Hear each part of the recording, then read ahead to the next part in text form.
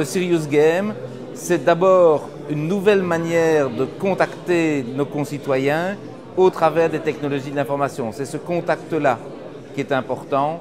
Et je dirais que dans notre culture francophone, le jeu, ça n'a pas toujours bonne presse. On se rend compte aujourd'hui que le Serious Game, c'est d'abord un jeu bien sûr, mais que c'est surtout une manière aussi de transmettre des savoirs, d'acquérir ces savoirs. Et en cela, c'est très très important. Je pense que dans le domaine industriel, dans le domaine de l'éducation, même dans le domaine de la santé, on va voir que le Serious Game va être de plus en plus prégnant.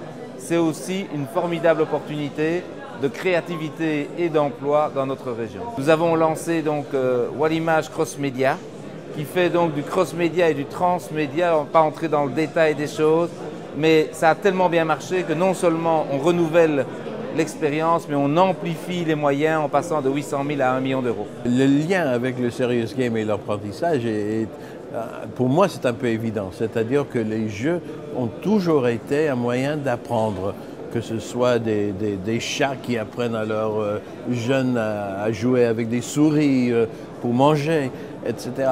Donc, ce qui est différent maintenant, c'est qu'on a des moyens numériques, on a des jeux numériques. Alors, pourquoi pas les appliquer, parce que ça marche, on a fait beaucoup de choses, on a appris beaucoup de choses, comment les faire, comment les construire. Maintenant, pourquoi pas les appliquer aux besoins vraiment importants, comme l'apprentissage. Au début des jeux d'ordinateur, enfin les jeux numériques, c'était des jeux d'une seule personne qui jouait. Et c'était les jeux comme ça ont toujours existé, mais en toute petite partie. Le solitaire, c'était le petit jeu de côté. Et les grands jeux, c'était toujours avec des gens. Et après, avec les réseaux et tout ça, le jeu numérique s'est ouvert à tout le monde. Mais certaines personnes ont gardé le souvenir de cette période et ils ont pensé donc que le jeu numérique était isolant. C'est un livre où j'ai voulu un peu, au début, démystifier l'utilisation des serious games dans le cadre pédagogique. Ça, c'est vraiment l'objectif. Et c'est essayer de sensibiliser les enseignants à l'usage des serious games.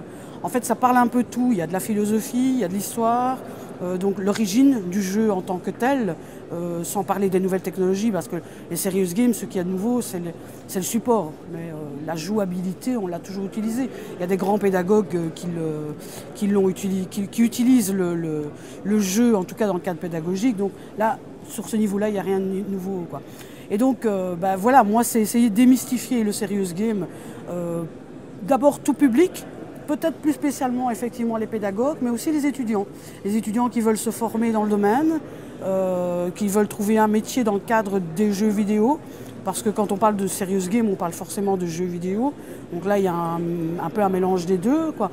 Les métiers sur lesquels ça peut déboucher, en tout cas. Toutes les écoles aussi, même internationales. Et alors surtout des études qui ont été faites et des cas concrets pour vraiment prouver de son efficacité dans le cadre pédagogique. Le secteur des serious games aujourd'hui est en train de se structurer en Wallonie. On le voit avec le succès de la conférence, c'est quand même la 3e année. On le voit au niveau politique avec le relais au niveau de Creative Wallonia, au niveau de Walimage. On sent qu'il y a une vraie sensibilisation qui commence à être faite parce que bon, il y a 3 ans, le jeu vidéo il a encore une image qui est perçue négativement, mais je crois que cette image évolue et qu'on considère aujourd'hui le jeu vidéo et le serious game comme un vrai moyen de communication. Donc il y a encore beaucoup à faire parce que bon, nous, en tant que Belle Production, on commence à avoir des projets sur la Belgique.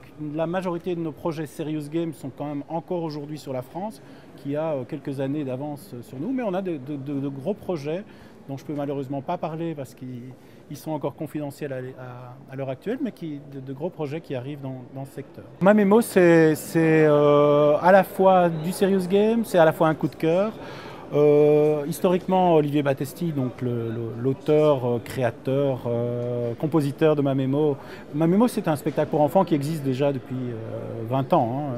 Ça existe depuis très longtemps. C'est une vraie référence le paysage culturel belge.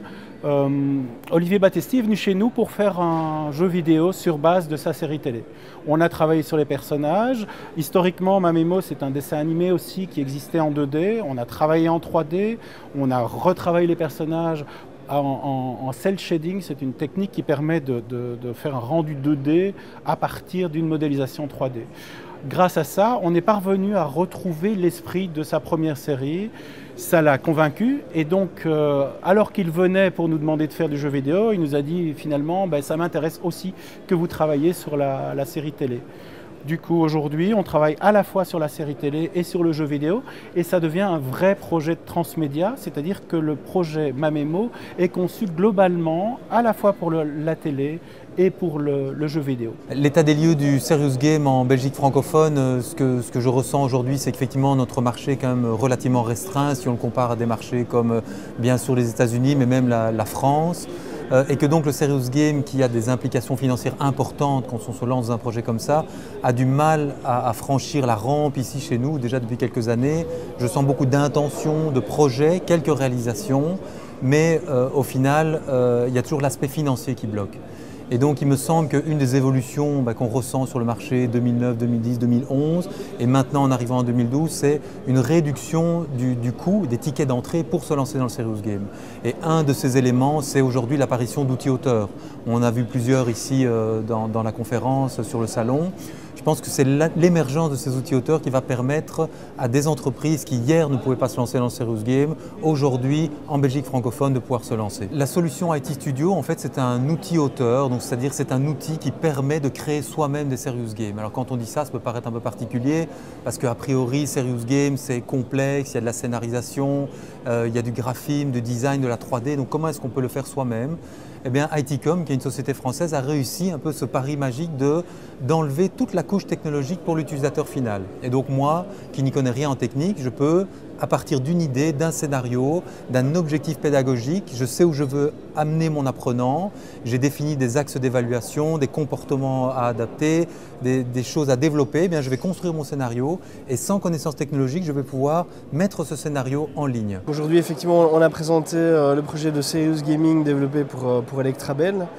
C'est un projet qui s'inscrit dans une campagne globale. Vous avez probablement vu à la télévision le spot publicitaire avec un chien qui s'amusait à allumer des appareils électriques un peu partout.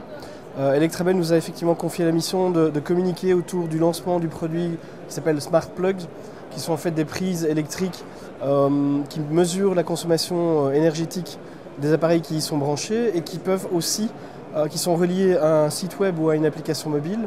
Et donc à distance, on peut surveiller la consommation de cette prise et éteindre ou allumer à distance les appareils qui sont branchés sur cette prise. Alors l'idée, effectivement, c'était de trouver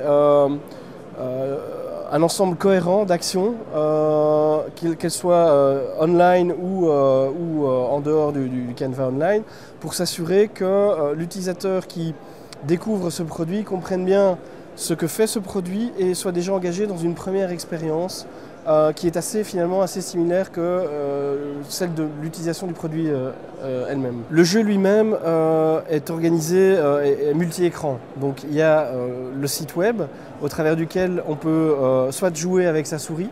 Donc ça c'est le premier niveau de jeu. Donc c'est un mini-jeu qui est créé en Flash. Par contre, pour la partie mobile, donc si vous passez devant ce site web ou devant la borne interactive, vous avez un QR code qui vous permet, à l'aide de votre téléphone mobile, d'être redirigé vers une mini page web qui, elle, est en fait comme une télécommande de jeu, donc comme un joystick, mais qui, elle, est créée en HTML5. L'idée, c'est quoi? C'est, en utilisant l'HTML5, d'être universel à nouveau.